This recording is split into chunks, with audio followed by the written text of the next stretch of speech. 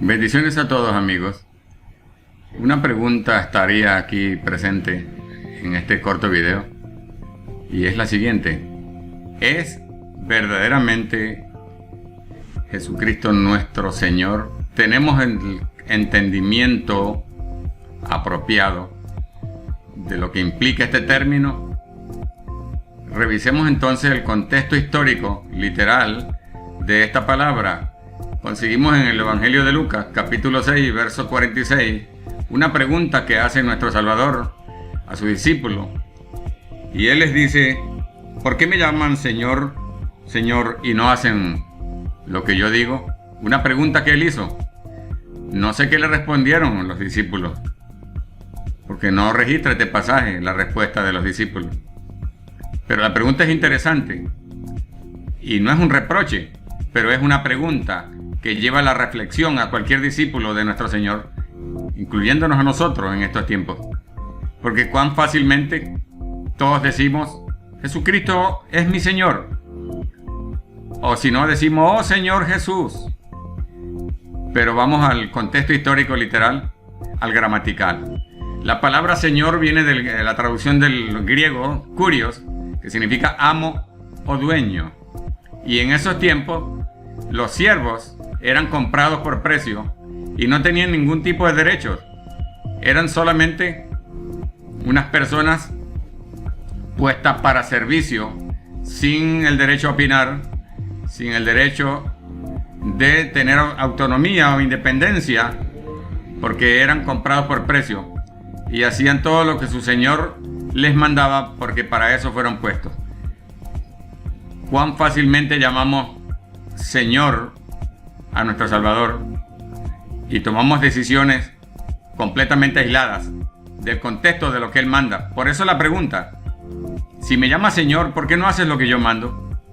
Hay un sinfín de mandamientos establecidos en el Nuevo Testamento para nosotros los creyentes, y si los cumplimos o no los cumplimos.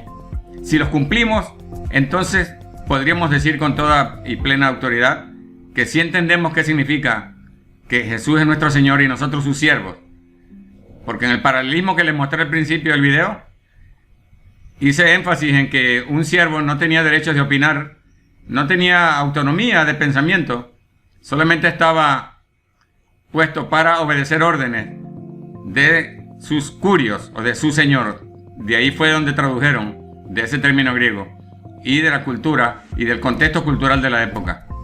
Entonces, recordemos el hecho que si llamamos Señor a Jesucristo, nuestro Salvador, estemos siempre pendientes y atentos a todo el mandamiento que Él haya hecho.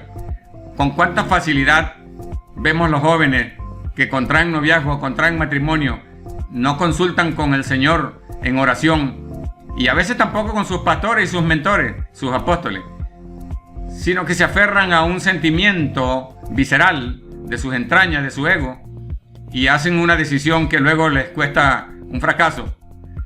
También en el sentido comercial se hacen a veces negociaciones, transacciones que terminan en un fracaso y en grandes heridas y enemistades, porque no se consultó en oración, ni se consultó al mentor, al apóstol, al pastor o al rabino, sea cual sea la religión que usted profese, para recibir el consejo y la dirección apropiada, porque para eso fueron puestos los mentores, los pastores, los apóstoles, los rabinos, para conducir, para ayudar en la consejería, por la experiencia que tiene el mentor, el pastor, el apóstol o el rabino, y tal vez ya haya pasado por eso y pueda direccionar tu vida sin tener consecuencias negativas.